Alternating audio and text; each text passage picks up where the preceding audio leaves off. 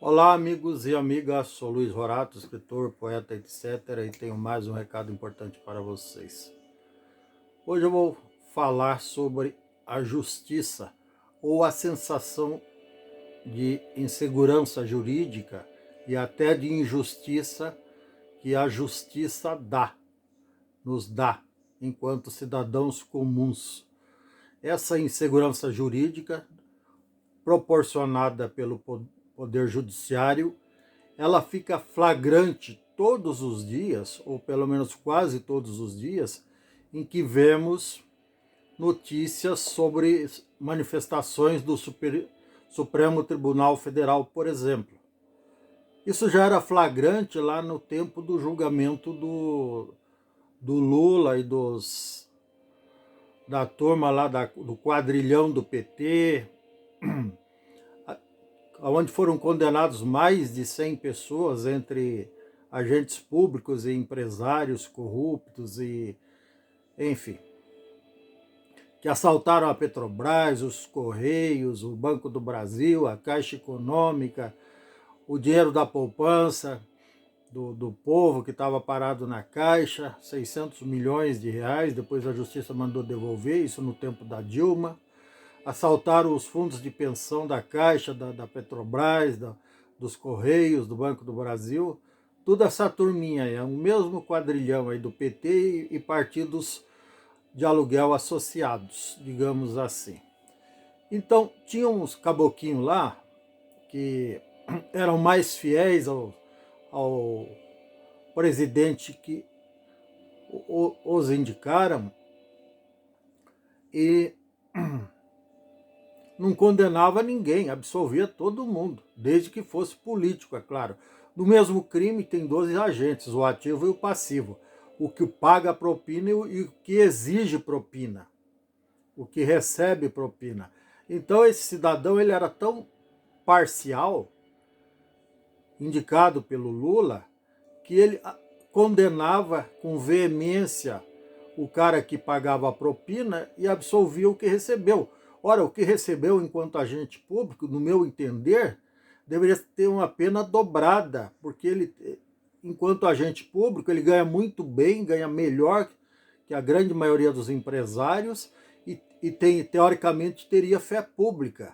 Então ele jurou com a mão em cima da Bíblia que ia defender a pátria a assumir aquele cargo público, quando na verdade estava assaltando os cofres públicos e levando o povo à miséria, à derrota e até à morte em muitos casos.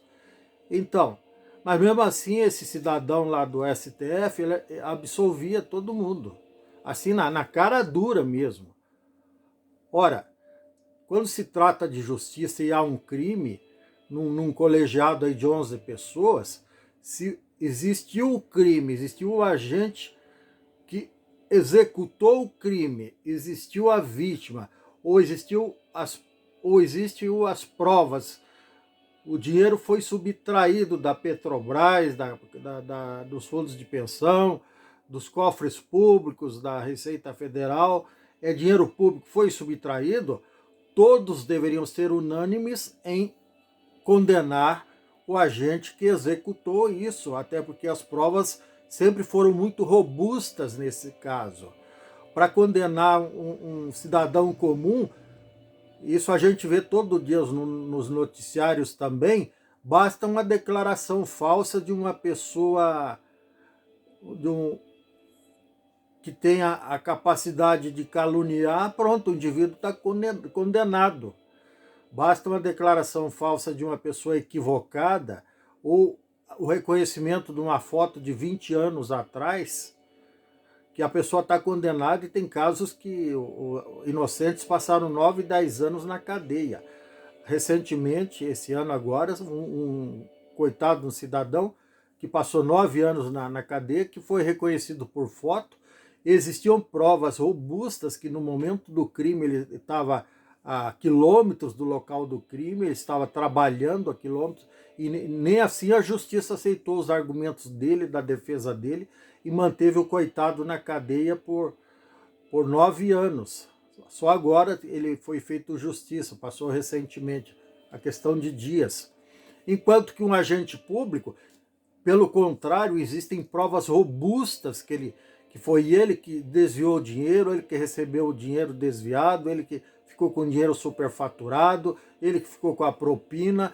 O dinheiro estava na conta dele, estava na cueca dele, estava na casa dele, estava com a mãe dele, estava na mala dele, estava com a avó dele, estava na mala do assessor dele. Tem foto, tem imagem, tem depoimento, tem acusação, tem planilha do cara que pagou com o nome dele ou com o apelido dele. E tem mais fotos, mais testemunhas que viram todo e participaram. Tem vídeos gravados do cara recebendo e nem assim muitos julgadores aí, ministros e desembargadores e juízes que são compadres do acusado, digamos assim, se negam a condená-lo e absolvem. E depois fazem aqueles discursos bonitos, principalmente na hora de assumir o cargo por indicação. Estou até babando aqui, desculpa. Na hora de assumir o cargo por indicação, faz aquele discurso bonito, que jura respeitar a Constituição, o direito, a luz e a verdade. Eu fico até arrepiado quando eu vejo isso, sério mesmo. Mas é tudo pelo contrário, de tão arrepiado que eu fico. Então, só que é tudo mentira, tudo cascata, tudo embuste, tudo história para boi dormir, como meu pai fala. Tudo história para boi dormir. Na prática, ele vai defender o indicador, aliás, até sob tortura. Ele vai defender o sacripanta que indicou ele para aquele cargo nababesco. E é isso que acontece. E agora, com esses dois novos indicados pelo atual ocupante da cadeira da presidência, isso está mais claro ainda, porque tudo que pesa contra o atual ocupante, tem bastante coisa pesando contra ele e os filhos dele.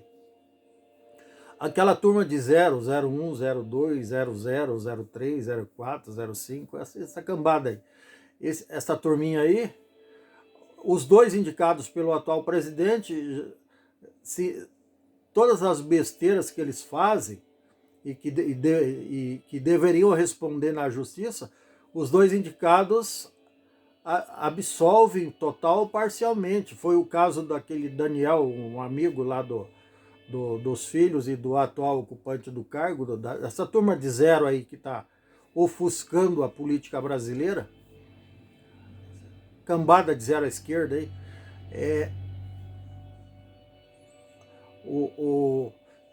dos 11, 9 condenaram o cidadão a mais de 8 anos e 9 meses de cadeia, e os dois indicados pelo atual, um absolveu totalmente, outro reduziu a pena para 2 anos e 3 meses, reduziu em 75% a pena. Só que reduzir para 2 anos e 3 meses era a mesma coisa, que qualquer pena condenatória de até 4 anos, o cara vai pagar a cesta básica e prestar o serviço comunitário meio falcatrua em qualquer lugar aí, e tá tudo certo, tá? Volta à vida normal. Então é tudo palhaçada.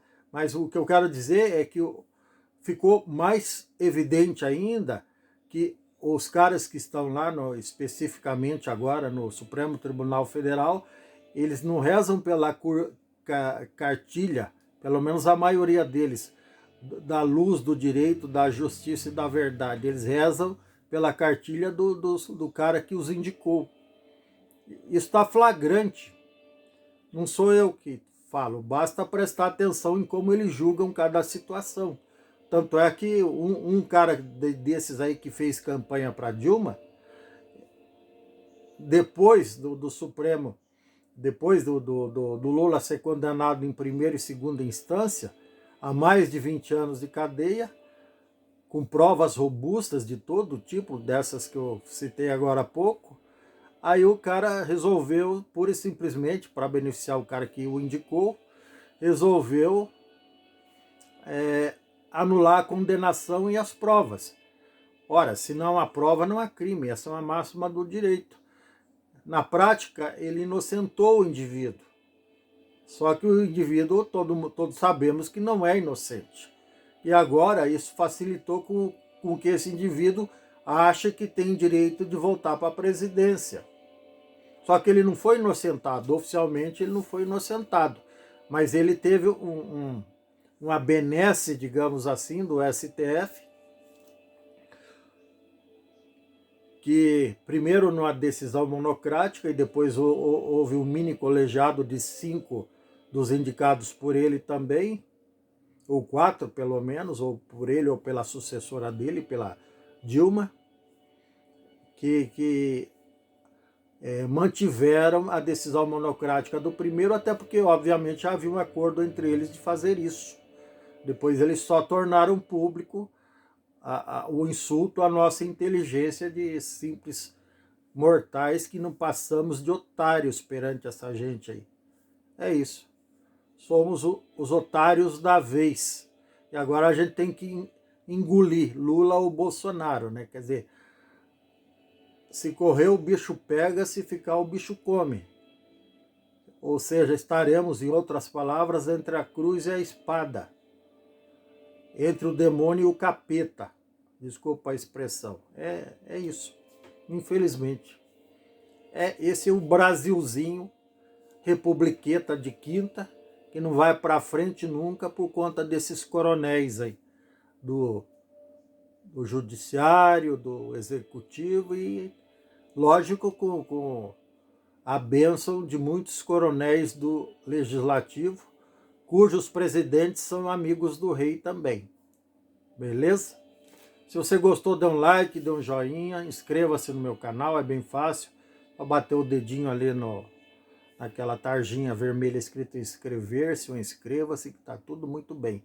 E parece que eu estou fazendo discurso de ódio, mas não é. Eu estou tentando esclarecer às pessoas que a gente tem entre Lula e Bolsonaro, nós temos opções inteligentes, teremos opções inteligentes de pessoas realmente qualificadas, habilitadas, preparadas, éticas, competentes, inteligentes, que serão capazes de fazer um governo decente e consequente, diferente do que faz o atual presidente, que já fez o ex-presidiário e a sua sucessora.